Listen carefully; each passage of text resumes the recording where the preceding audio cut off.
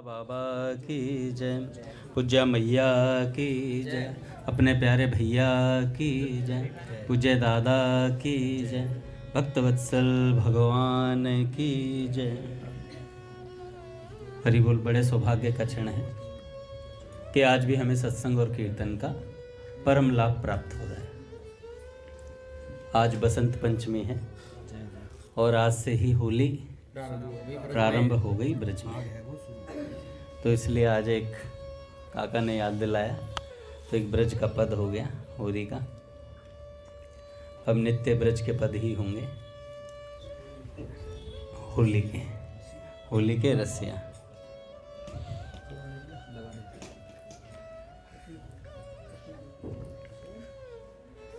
पहले पूज्य राधा बाबा का एक विचार, फिर उसके बाद एक भक्त की चर्चा। पूज्य श्री राधा बाबा कहते हैं प्रेम सत्संग सुधा माला में, देखो महात्माओं की दृष्टि पड़ते ही क्षण भर में जीवन सुधर सकता है। महात्माओं की दृष्टि पड़ते ही क्षण भर में जीवन सुधर सकता है। बाबा कहते हैं दक्षिण में एक भक्त हुए, उनका नाम था धनुर्दास। उनकी पत्नी का नाम था, नहीं, एक वैश्या थी, हेमांबा नाम था उसका, बड़ी सुंदरी थी। उसके रूप पर वे मुग्ध थे। भगवान में भक्ति बिल्कुल नहीं थी, पर शरीर खूब हट्टा कट्टा था।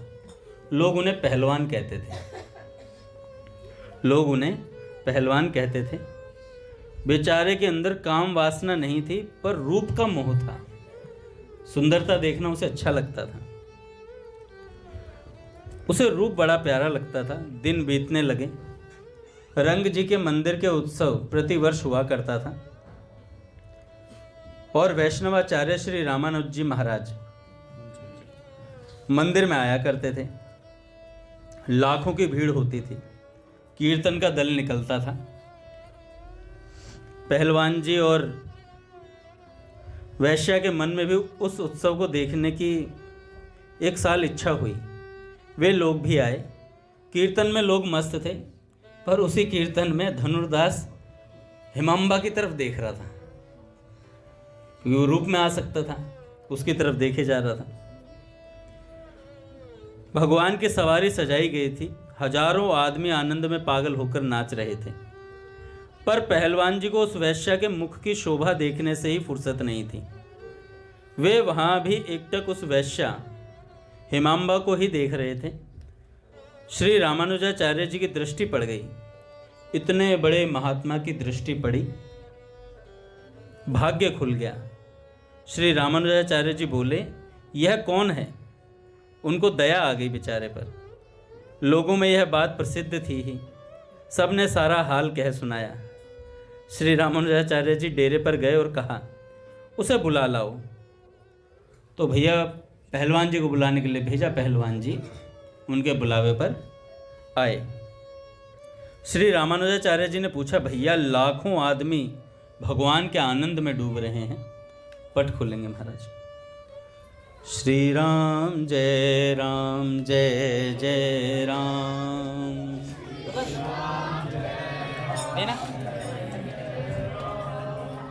श्री राम जय राम जय जय राम।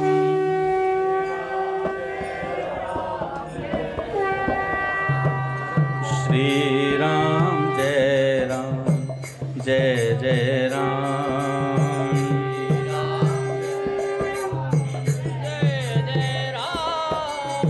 जय जय श्यामा जय जय श्याम।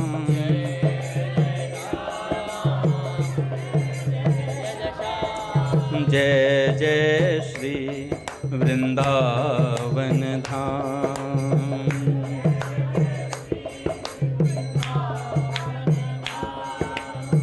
जय बरसाना जय नंदगांव।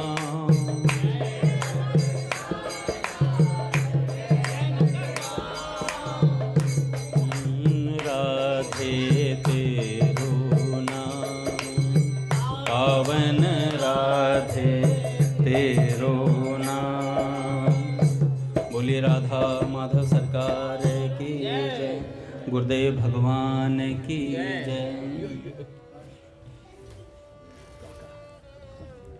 तो भैया महाराज जी ने उनसे पूछा कि भाई लाखों की भीड़ भगवान को देखने में व्यस्त है और तुम किधर मस्त हो। पहलवान ने बताया, महाराज जी मैं काम वासना के कारण उस वैश्या को प्यार नहीं करता, मुझे तो सुंदरता प्रिय है। हिमांबा जैसी सुंदरता मैंने और कहीं भी नहीं देखी, इसलिए मेरा मन दिन रात उसी में फंसा रहता है। आचार्य जी बोले, भैया यदि इससे भी सुंदर कोई तुम्हें देखने को मिल जाए तो क्या करोगे, छोड़ दोगे उसे? पहलवान बोले, महाराज इससे भी अधिक सुंदर कोई वस्तु है, यह मेरी समझ में नहीं आती। आचार्य जी बोले, अच्छा संध्या को मंदिर की आरती समाप्त होने के बाद आ जाना, केवल मैं मिलूंगा तुम्हें। पहलवान जी बोले, अच्छा कहकर चले गए। श्री रामानुजाचार्य जी मंदिर में गए, भगवान से प्रार्थना की।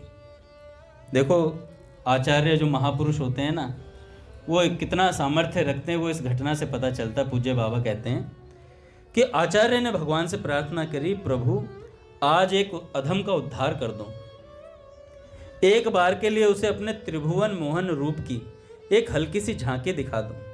इतने बड़े महात्मा की प्रार्थना खाली थोड़ी ही जाएगी। अस्तु संध्या समय को पहलवान जी आए, श्री रामानुजाचार्य जी पकड़कर भीतर ले गए और भगवान की ओर दिखाकर बोले, क्या ऐसा सौंदर्य तुमने कभी देखा है? पहलवान ने दृष्टि डाली, एक क्षण के लिए जन साधारण की दृष्टि में दिखने वाली मूर्ति मूर्ति नहीं रही, स्वयं साक्षात भगवान प्रकट हो गए। और पहलवान उस अलौकिक सुंदरता को देखते ही मूर्छित होकर गिर पड़ा। बहुत देर के बाद होश आया। होश होने पर श्री रामानुजाचार्य जी के चरण पकड़ लिए और बोले, प्रभु अब वह रूप ही निरंतर देखता रहूं, ऐसी कृपा कर दो, ऐसी कृपा कर दो। फिर श्री रामानुजाचार्य जी ने उन्हें मंत्र दिया। वे उनके बहुत प्यारे शिष्यों में तथा एक बहुत पहुंचे हुए महात्मा बने आगे चल करके। देखो भैया आज भी ऐसी घटनाएं होती हैं, बाबा कहते हैं आज भी ऐसी घटनाएं होती हैं, पर लोग जान नहीं पाते। यत्किंचित जानने पर भी अंतःकरण की मलिनता के कारण विश्वास नहीं कर पाते। बाबा कहते हैं हाल ही की बात है, वृंदावन में एक महात्मा थे। वे इस समय हैं या नहीं पता नहीं, पर खूब भजन करते थे। पर पहले बहुत नास्तिक थे, कलकत्ते में रहते थे, दलाली करते थे, श्री कृष्ण की लीला एवं रासलीला का मजाक उड़ाया करते थे। बुरी तरह नास्तिक थे। कलकत्ते में किसी के घर पर रासलीला हो रही थी, वे भी मजाक उड़ाने के लिए देखने गए। रासलीला हो रही थी, कौन सी लीला थी यह तो मुझे याद नहीं। मुझे एक अत्यंत विश्वासी आदमी ने सब बातें बताई थी, अब पूरी तरह याद नहीं है। जो भी हो, रासलीला देखते देखते जबरदस्ती श्री जी जो बने थे उनकी जगह एक क्षण के लिए वास्तविक राधा रानी प्रकट हो गई और केवल उन्हीं को दर्शन हुए। जो सज्जन मजाक उड़ाते थे ना, केवल उन्हीं को दर्शन हुए। बस उसी क्षण सब कुछ छोड़कर वृंदावन चले आए और माला फेरते रहे। दूसरी घटना सुनाई। एक साधु जंगल में एक लता के नीचे शौच होने जाते थे। वहाँ कुछ आवाज़ आती, पर वे समझ नहीं पाते। फिर उनको या शायद उनके साथी को स्वप्न हुआ या दर्शन हुआ, ठीक याद नहीं, जिससे पता लगा कि यह उस लता के रूप में कहीं की एक चमारिन ने बड़ी भक्ति से उसके फलस्वरूप जन्म धारण किया था। उसने बताया कि तुम्हें स्त्री के पास जाकर शौच होने में लाज नहीं आती। जो वृंदावन के वृक्ष है ना, वो कोई स्त्री थी जिसने भजन के स्वरूप ब्रज में वृक्ष रूप में वो वृक्ष बनी थी और वहीं जाकर वो महाराज जी शौच करके आ जाते थे। तो प्रतिदिन तुम्हें चेतावनी देती हूँ, पर तुम समझते नहीं। देखो ब्रज की लता एवं वृक्षों के नीचे शौच मत जाया करो।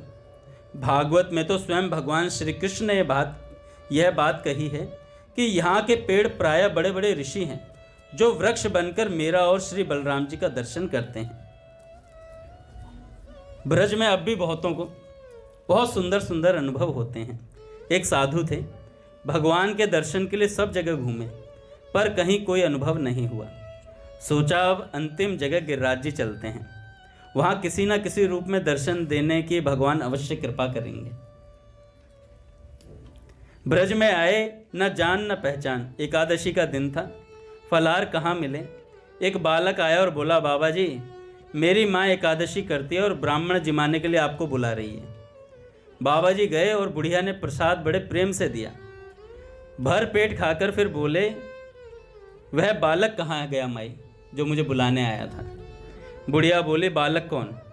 वे बोले, जो हमें लाया था। बुढ़िया बोली, मेरा ना तो कोई लड़का है, न मैंने किसी को भेजा था। आप आ गए, मैंने अतिथि समझकर आपका सत्कार कर दिया। भैया ऐसी बहुत सी घटनाएं होती हैं, श्री कृष्ण कृपा से असंभव संभव हो जाता है। श्री कृष्ण वंशी ध्वनि सुनकर वृंदावन के पत्थर भी पिघल जाते थे। आप तो फिर भी मनुष्य हैं। किसी दिन कृपा करके एक दिन हल्के से स्वप्न में झांकी उन्होंने दिखाई तो बस पागल होकर जीवन भर नाचते रहोगे। नाचते रहोगे। तो बस ऐसी ही बात है महाराज। किसी दिन किसी महापुरुष की दृष्टि हम पर पड़ी तो ये जो संसार का पिटारा है तत्काल समाप्त हो जाएगा। नेत्र दिखेंगे इधर पर खुलेंगे उधर, जब भी खुलेंगे उधर ही खुलेंगे। हैं? लखोरे मन वृंदा विपिन बिहार, यद्यपि मिले कोटि चिंतामणि तदपि न हाथ पसार। हैं? रे मन वृंदा विपिन बिहार। ऐसे एक संत हुए वृंदावन में, स्वामी श्री हरदास जी महाराज। उनके विषय में, श्री हरदास जी महाराज के विषय में नाभाजी कहते हैं कि साधु जी जुगल नाम सो प्रेम, साधु जी जुगल नाम सो प्रेम, जपत नित कुंज बिहारी, जपत नित कुंज बिहारी। साधु जी अवलोकत रहें केली, साधु जी अवलोकत रहें केली, सखी सुख के अधिकारी, सखी सुख के अधिकारी। ये कौन थे महाराज हरदास जी महाराज? इनका प्राकट्य क्यों हुआ था, इस विषय में संत जन कहते हैं कि एक दिन ठाकुर जी अत्यंत प्रसन्न होकर मुस्कुरा रहे थे। तो श्री जी ने पूछा कि प्रियतम क्या बात है, आप अकेले अकेले मुस्कुरा रहे हो? ठाकुर जी बोले, नारद जी ने कलयुग में प्रतिज्ञा की, वह पूरी होते हुए दिखाई दे रही है कि जन जन में भक्ति का प्रचार करूंगा, वह पूरी होते हुए दिखाई दे रही है।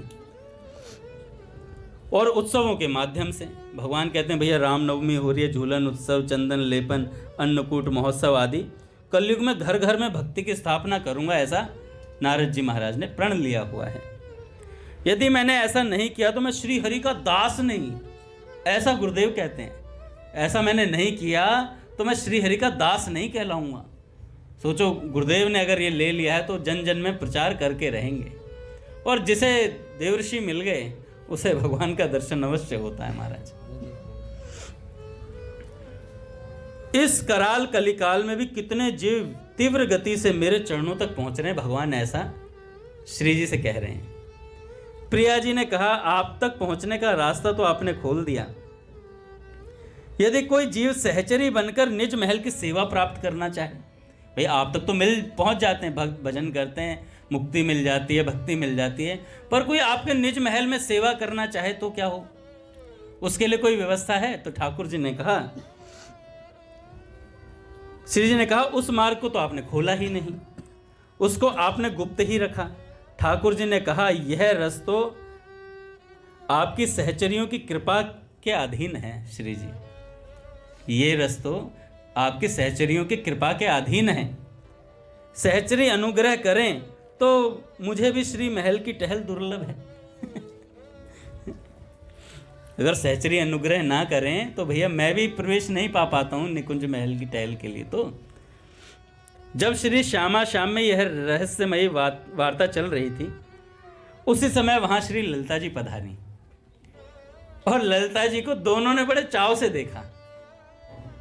ललिता जी को प्रिया प्रियतम ने बात कर रहे थे आपस में, तो दोनों ने बड़े चाव से देखा ललिता जी को। तो ललिता जी ने कहा, क्या बात है लाडली लालजू, आज बड़े प्रेम से निहार रहे हो, इस दासी के लिए कुछ आज्ञा है क्या?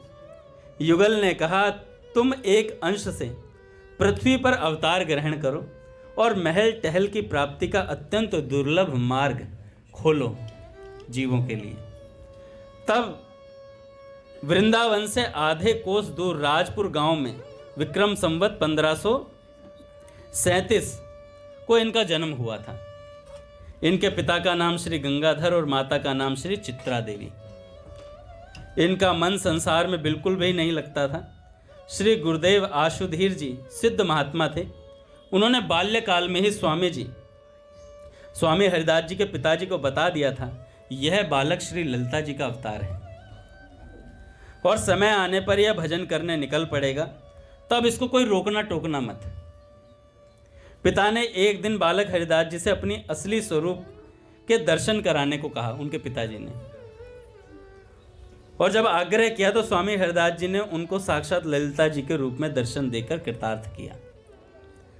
25 वर्ष की अवस्था में एक विरक्त की भांति घर से निकलकर वृंदावन चले आए और वृंदावन में एक निम्बाक संप्रदाय के संत श्री आशुधीर देवाचार्य जी से दीक्षा और विरक्त वेश लेकर भजन करने लगे। ये इनका परिचय था। आगे क्या हुआ? अब जब ब्रज में भजन करते तो मैंने अभी ऊपर बताया था, नाभाजी महाराज ने कहा कि साधु जी जुगल नाम सो प्रेम जपत नित कुंज बिहारी। साधु जी जुगल नाम सो नेम जपत नित कुंज बिहारी। साधु जी अवलोकत रहे केले। देखो भैया, अवलोकत रहे केले, उस विहार का दर्शन करते हैं। सखी सुख के अधिकारी, पूज्य महाराज जी कह रहे थे मलुकपीठ सरकार कि सखी सुख के अधिकारी, सखी सुख प्रदान करने के अधिकारी हैं ये, किसी को भी अधिकार दे देते हैं। कुंज करवा अपना साथ रखते हैं। एक पद आता है कि परम पावन करवा को पानी, जाको पिवत ही है में आवत मोहन राधा रानी। अनुभव प्रकट होत क्रीड़ा को मोद विनोद कहानी। भगवत रसिक निकुंज महल की टहल मिले मन मानी। परम पावन करवा को पानी। तो भैया ये जो करवे का पानी है साधारण नहीं है, इसमें रस डोलता है महाराज।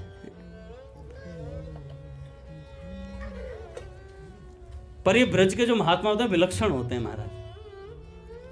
अटपटे कार्य करते हैं, झटपटे अटपटे, क्योंकि ब्रज के ठाकुर के उपासक हैं, तो ब्रज के ठाकुर भी चटपटे हैं, अटपटे हैं, वो भी ऐसे खेल खेलते हैं।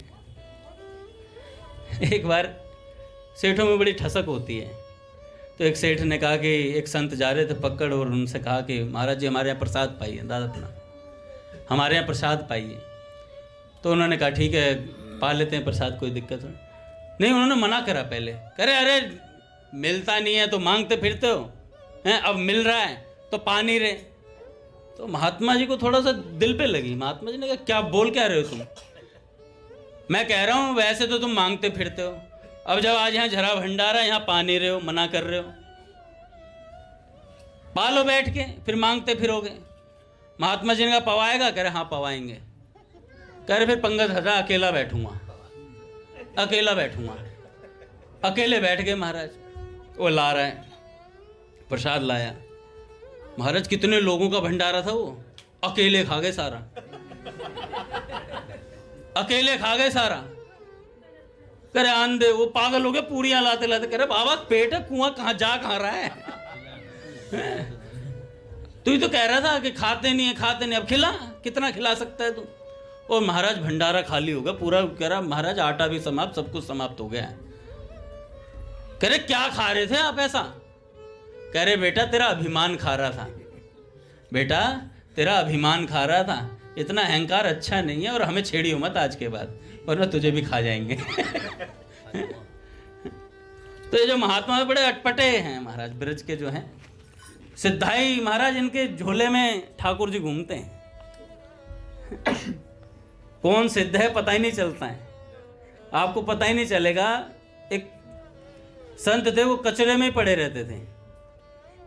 कचरे में कैसे? नहीं वो नहीं, वो तो अलग थे। जो जिनके मलुकपीठ सरकार दर्शन करने गए थे, तो शादी के कार्ड वगैरह जो थे उनमें भगवान छपे होते थे, वो इकट्ठे कर लेते थे। एक थे जो ये बाहर जो कूड़ा नहीं पड़ा रहता, जैसे बरसाने का, नहीं वृंदावन का ही बताया था उन्होंने, नहीं महाराज जी ने नहीं बताया, किसी और ने बताया था। ये उसमें जो कचरा निकलता है, नाले से कचरा निकलता रहता है, नाला साफ कर देते हैं, उसमें पड़े रहते थे ब्रज के अंदर।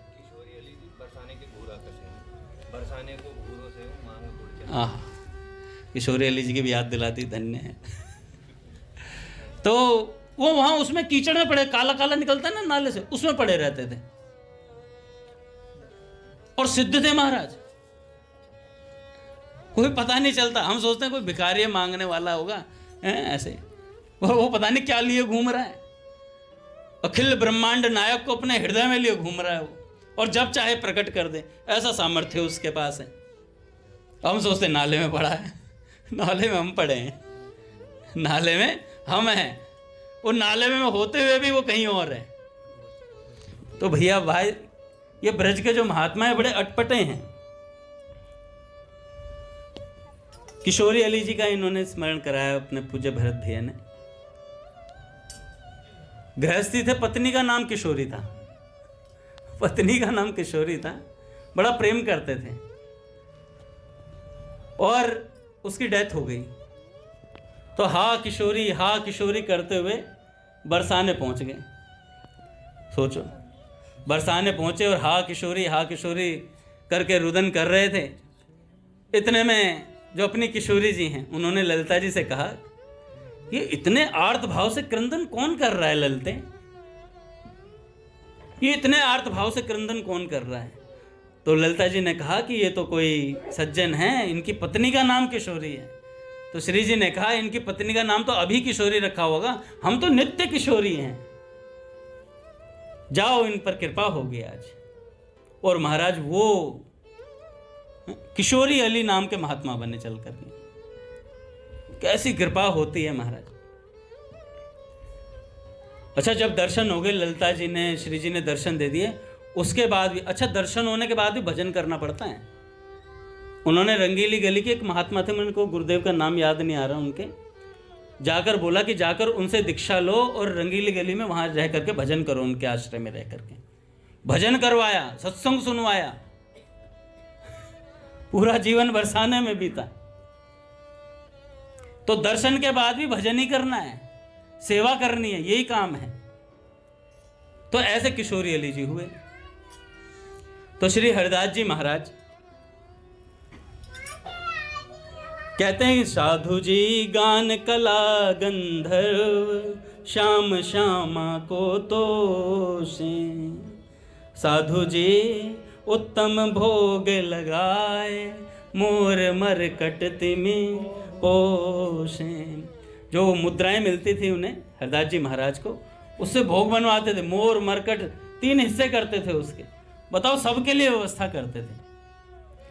अकबर जब आया था तो अकबर ने कहा कि कुछ सेवा दे दो। अकबर आया था, तानसेन का गाना सुना, तानसेन ने कहा गाते तो हमारे गुरुदेव हैं, हमारे तो कह चलो सुनने चलते हैं। हरदास जी महाराज के पास वहाँ पहुँचे सुनने के लिए, वहाँ सुने। और महाराज वो राजाओं के वेश में तो जा नहीं सकते थे, गए तो महाराज सुना तो कह रहे, तानसेन तुम तो कुछ भी नहीं गाते हो, तुम तो बिल्कुल सूर्य के सामने एक वो 0 वाट का बल्लभ लग रहे हो, तुम्हारा गाना तो कुछ भी नहीं है। कह रहे महाराज वो गाते भी तो सूर्य के आगे हैं, इसलिए सूर्य हैं, तुम दीपक हो, दीपक भी नहीं हो। तो अकबर से कहा कि महाराज बुरा न माने तो एक बात कहूँ, वो अखिल ब्रह्मांड नायक स्वामी श्री कृष्ण के लिए गाते हैं और मैं एक साधारण से, कह रहे साधारण से, कह रहे हाँ महाराज।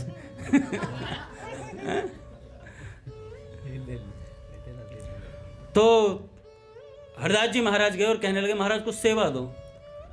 तो अकबर ने कहा महाराज कुछ सेवा दो। हरदास जी महाराज ने कहा बेटा सेवा करना चाहता जा, धीर समीर घाट का एक वो सीढ़ी का एक कोना सा टूटा हुआ है और जाकर उसे बनवा दे। भाई गया अकबर, कृपा बहुत थी। अधिकतर संत कहते हैं कि काम बहुत बेकार करे, लेकिन कृपा, संतों की कृपा बहुत रही इसके ऊपर। और महाराज जैसे ही धीर समीर घाट पे गया और सीढ़ी का कोना देखने लगा तो महाराज दिव्य वृंदावन की सीढ़ी दिखाई दी उसे, और उसकी आंखें चकाचौंध हो गई। कहने लगे महाराज मैं तो बिक जाऊं तब इसका कोना ना बनवा पाऊं, मेरे में इतना सामर्थ्य नहीं है। तो कहने लगे महाराज कुछ और सेवा बता दो। कुछ महाराज का एक सेवा नहीं, चल दूसरी बताते हैं। दूसरी सेवा क्या बताई? हरदास जी महाराज से उन्होंने कहा कि ये जो ब्रज के बंदर हैं इन सब के लिए चने भिजवाया करो, चने भिजवाया करो। तो उन्होंने 4000 किलो चने प्रति वर्ष भिजवाते थे। अकबर को सेवा मिली थी कि 4000 किलो चने भिजवाया करते थे मोहरों के और इन सब की, बंदरों की, इन सब की सेवा के लिए। तो ये सेवा उन्हें मिली। ये संत की कृपा का प्रत्यक्ष प्रमाण है। एक हुए दयाल दास जी, इन्हीं के जीवन में आता है, हरदास जी महाराज जी के जीवन का एक प्रसंग है। दयाल दास जी अपनी पत्नी के साथ भजन करते थे और उन्होंने खूब तपस्या करी। तपस्या करके उन्हें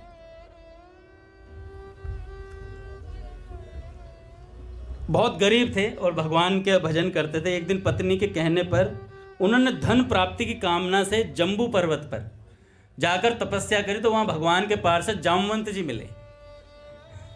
जामवंत जी ने उन्हें पारसमणि दी और कहा कि जाओ सेवा करो इससे। पारसमणि मिल गई महाराज, जिसे छुए सोना, और खूब संतों की सेवा करते।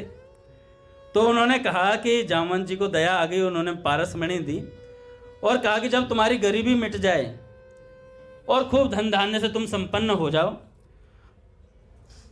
तो यह तुम्हारे पास केवल 12 वर्ष रहेगी पारसमणि। उसके बाद किसी सत्पात्र को दान कर देना, किसी सत्पात्र को दान कर देना। अब ब्राह्मण के पास धन तो बहुत हो गया, उसने बहुत से लोगों की सहायता की, अन्न और धन दोनों चीज उन्होंने दान करी महाराज। संत सेवा की। जब पारसमणि रखते हुए 10 साल हो गए तो उन्होंने सोचा कि यार अब इसे किसी योग्य अधिकारी के लिए, जामवंत जी ने कहा था, अब कलयुगी तो था नहीं, मतलब हमारी जैसी बुद्धि वाला, मेरी जैसी बुद्धि वाला, और पारसमणि आगे तो कहा ही तो है 12 वर्ष के लिए, पूरे 12 वर्ष इस्तेमाल करके जब 12 वर्ष हो जाएंगे उस रात को सोचूंगा किसी को देनी है नहीं देनी, नहीं तो हो जाएगी गायब, कोई और क्यों अमीर बने। पर वो 10 साल जैसे ही हुए तो उन्होंने योग्य अधिकारी को ढूंढना शुरू कर दिया। अब निकले हुए तीर्थ यात्रा के लिए दोनों पति पत्नी दोनों निकले तो रास्ते में पत्नी की मृत्यु हो गई। ब्राह्मण विचरण करते करते वैद्यनाथ धाम पहुंचे। वहां भगवान शंकर ने प्रेरणा करी और भगवान शंकर से कहा कि महाराज मैंने तो बहुतों को खोजा पर कोई मिला नहीं, बहुतों को खोजा पर मिला नहीं, आप ही हमारा मार्गदर्शन करें। शंकर जी ने स्वप्न में आकर बताया कि ऐसा महापुरुष जो बार बार देने पर भी इसको लेने से मना करे उसी को सत्पात्र जानना तुम। अब ब्राह्मण जिस भी महात्मा के पास जाते, जिस भी आश्रम में जाते, गुरुदेव मेरे पास एक पारसमणि है और मुझे दीक्षा चाहिए। तो जो भी सुनता आचार्य, अरे पारसमणि अभी बैठ, कंठी अभी दूंगा, अभी माला दूंगा। पूज्य भैया को प्रणाम। अभी कंठी अभी माला सब कुछ, तेरी दीक्षा होगी तुझे ब्रह्म प्राप्त, हम तुझे ब्रह्म भी प्राप्त करवा दें, ब्रह्म संबंध भी हो गया तेरे, जा। तत्काल देने के लिए राजी हो जाते क्योंकि पारसमणि सुनते थे। और पारसमणि सुनते ही सबके आंखों में डॉलर चमकने लगता था। तो इसलिए बहुत महात्माओं के पास गए, जिनको भी देखे वही लालच से भरे हुए, आओ दीक्षा देंगे, कंठियां रखी बहुत सारी, सारी तेरे ही गले में बांध दूंगा, तू हाथ हो जा। तू ही एकमात्र शिष्य रहेगा, बाकी शिष्यों का परित्याग हो जाएगा। पारसमणि वाला शिष्य कहीं मिलता है क्या? तो सारे के सारे लवालब लपके पड़े थे, कोई दीक्षा देना चाहते थे। मणि का नाम सुनते ही सब चेला बनाने को तैयार थे। तो ब्राह्मण कहते हम अभी स्नान करके आते हैं, और गायब हो जाते। कहते महाराज जी मैं स्नान करके आ रहा हूँ, दीक्षा देना, और वहीं से निकल लेते रफू चक्कर। ब्राह्मण घूमते घूमते वृंदावन पहुंचे और स्वामी श्री हरदास जी के पास पहुंचे। ब्राह्मण बोले, स्वामी जी हम आपको अपना गुरु रूप में वर्ण करना चाहते हैं, कृपया करके हमें दीक्षा प्रदान करें। हमारे पास अति मूल्यवान पारसमणि है, जिसे हम अपने गुरु को समर्पित करेंगे। स्वामी जी ने कहा कि भगवत शरणागति तो हम तुम्हें प्रदान कर देंगे, परंतु इस पारसमणि को पहले यमुना जी में फेंक कर आओ। पहले इसे यमुना जी में फेंक कर आओ, तब तुम्हें दीक्षा दी जाएगी। इसे कहते हैं वैराग्य। यद्यपि मिले कोटि चिंतामणि, तदपि न हाथ पसार, रे मन वृंदा विपिन विहार। तो भैया कहा कि जाओ फेंक कर, क्या वो फेंक कर आए, और स्वामी जी ने अपना शिष्य बना लिया। युगल मंत्र दिया, विरक्त वेश दिया, और विरक्त वेश देकर के भजन करने लगे। अच्छा, वो जो दयाल दास जी थे, उनके मन में एक दिन आया, यार पारसमणि होती तो और संतों की सेवा करते, धन धान्य सब कुछ होता, क्योंकि स्वामी जी के शिष्य बने तो अब कुछ रखने ही नहीं देंगे। तो ऐसी मन में बात थी, तो मन में आया यार पारसमणि फिकवा दी गुरुदेव ने। तो जब बात मन में आई तो स्वामी हरदास जी मन की जानते थे। स्वामी हरदास जी महाराज ने कहा कि जाओ जमुना जी में जाओ और रज को बांध करके लेकर के आओ, जमुना जी की रज को। जल में से रज को लेकर के आए कपड़े में, और आते ही जैसे खोला तो उसमें महाराज जितने रजकण थे उतने पारसमणि बन गए, उतने पारसमणि वहां प्रकट हो गए।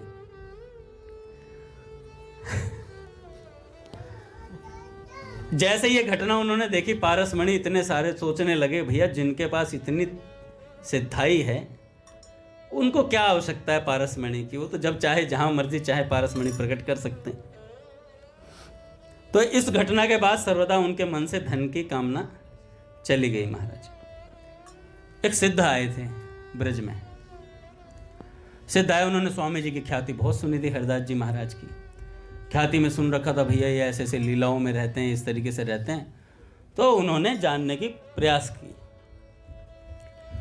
उनका नाम पर्वतगिरी जी कुछ ऐसे नाम था, कुछ ऐसे नाम था उनका संत का। तो वो आए, तब उन्होंने हरदास जी महाराज से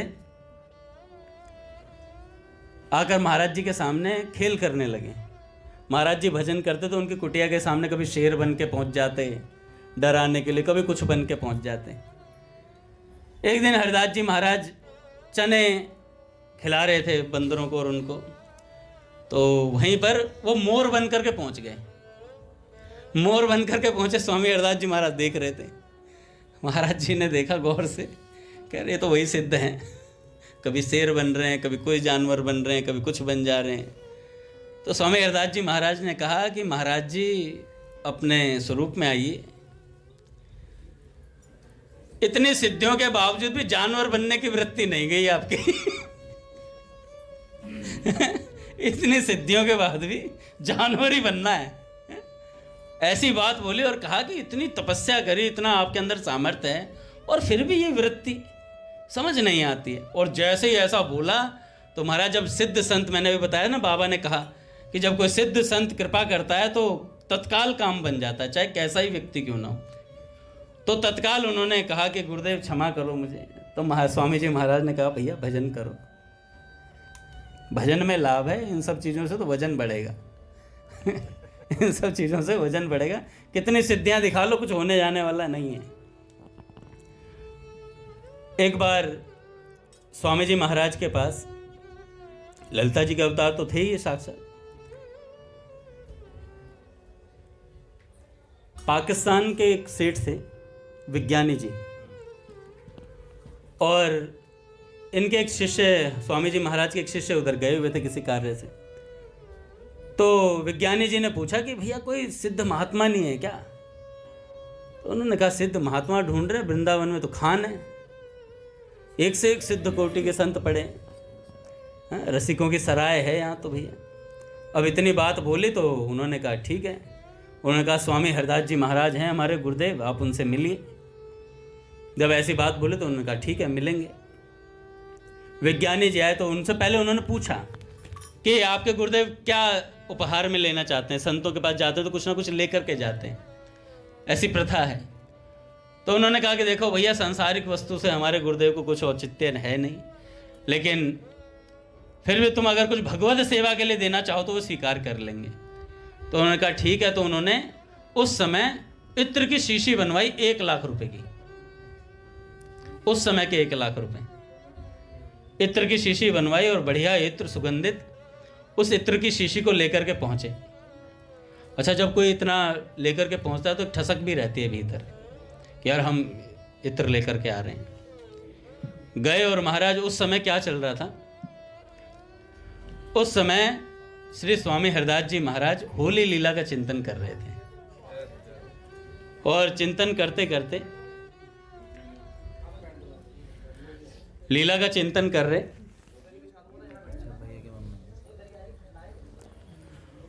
और लीला का चिंतन करते करते लीला में श्री जी और ठाकुर जी अपना रंग खेल रहे हैं। तो उस समय श्री जी की जो कमोरी थी उसमें रंग खत्म हो गया। तो श्री जी ने ललिता जी से कहा, ललिता अब तो हम हार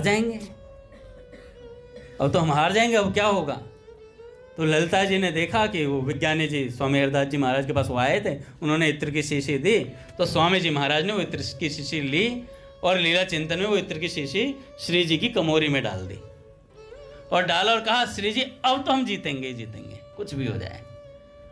और महाराज वो शीशी वो प्यारे श्याम सुंदर पर श्री जी ने उड़ेल दी पूरी की पूरी। और इधर प्रत्यक्ष में दिखा स्वामी जी ने वो शीशी उड़ेल दी। तो वो विज्ञानी जी थे, वो बड़े मन में खिन्न से हुए, यार हम तो 1 लाख रुपए का इत्र, 1 लाख रुपए का इत्र ऐसे ही उड़ा दिया रज में। तो बड़ा विचित्र रहता है। एक याद आ गई मुझे बात इस पर। एक बार एक चेले ने अपने गुरुजी को बुलाया घर पे, कहा कि गुरुजी मेरा घर देखने आइए, मैंने बनवाया है अभी। तो गुरुजी ने कहा भाई आएंगे, तेरे घर भी आएंगे, आगे आगे हो जाए महाराज, थोड़ा थोड़ा अंदर आ जाएं, जो बाहर है ना वो अंदर आ सकते हैं, जगह है। श्री राम जय जय राम, श्री राम जय जय राम, श्री राम जय जय राम, श्री राम जय जय राम, श्री राम जय जय राम। बोलिए भक्तवत्सल भगवान की जय। तो भैया स्वामी जी महाराज ने वो इत्र की शीशी उड़ेली और जैसे ही वो शीशी उड़ेली तो विज्ञानी जी के दिल पे चोट लगी। उन्होंने कहा महाराज ऐसा ऐसा। तो स्वामी जी ने इधर नेत्र खोले तो उन्होंने देखा कि वो विज्ञानी जी बड़े खिन्न मन से बैठे हुए हैं। तो उन्होंने कहा विज्ञानी जी आप दर्शन करके आए हैं बिहारी जी के? करे नहीं करे जाइए पहले निधिवन राज में दर्शन करके आइए। दर्शन करने के लिए गए तो देखा महाराज जो इत्र उन्होंने बनवाया था वही सुगंध पूरे निधिवन राज में फैली हुई थी। और महाराज देखा तो महाराज वो इत्र की शीशी ठाकुर जी के कपड़ों में सारी लवालब इत्र में हो रखे हैं। तब उन्हें समझ में आया कि भैया ये तो स्वामी जी तो पहुंचे हुए संत हैं। ऐसी सिद्धाई थी महाराज। तो मैं बता रहा था एक शिष्य ने अपने गुरुदेव से कहा कि गुरुदेव मेरा घर देखने आओ। तो गुरुदेव आए देखने के लिए। लोगों में बड़ा चाव रहता है कि भाई कुछ हो है, हमारे गुरुदेव देख लें आकर के है। तो आए महाराज। गुरुदेव ने जैसे गुरुदेव हाथ लगाने की जरूरत नहीं है, गेट के ऑटोमेटिक है। मेरे नेत्रों का पासवर्ड फिट है, यहाँ लगा हुआ कैमरा, वो अपने आप समझ जाता है बंदा आ रहा है। और गेट खुला, फटाक से अंदर खुला। फिर अंदर दूसरा गेट था, तो गुरुदेव कहने लगे अब ये कैसे खुलेगा? कहे गुरुदेव पहली सीढ़ी पे रखोगे थोड़ा खुलेगा, दूसरी पे रखोगे थोड़ा और खुलेगा, तीसरी पे रखते तो पूरा गेट खुल जाएगा। कह रहे यार बड़ा कमाल की बात है। अंदर घुसे और महाराज अंदर घुसे तो भाई क्या क्या ऑफिस होते होंगे। फॉल सीलिंग नीचे नीचे ही लग रही थी बिल्कुल। कह रहे इसमें आदमी घुसने की जगह पे छोड़ देते ये टच हो रही है सिर पे। तो अंदर घुसते चले गए और महाराज देखा बढ़िया जी। कह रहे तो अंदर पहुंचे, अंदर जाके अपनी तिजोरी के पास ले गए। गुरुदेव इतना सोना है इसमें, इतने मणि माणिक हैं, आधे भारत को बैठ के खिला सकता हूं। तो गुरुदेव ने कहा अच्छा। कह रहे इसके लिए बंदोबस्त रखा हुआ है तुमने? तो कह रहे महाराज कोई एक चुटकी नहीं उठा सकता इसमें से।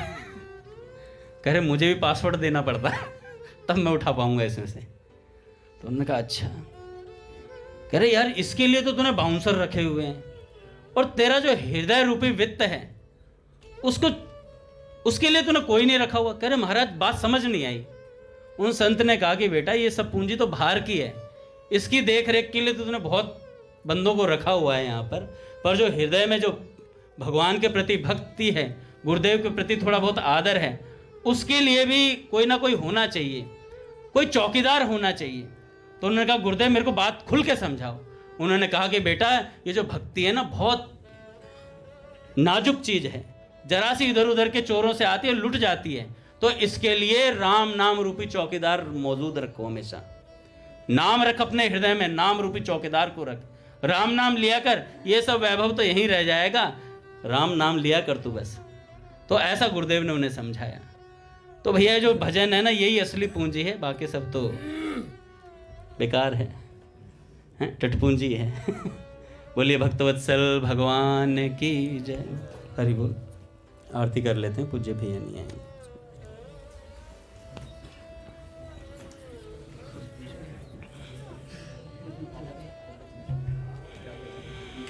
बाबा की जय, पूज्य मैया की जय, अपने प्यारे भैया की जय, पूज्य दादा की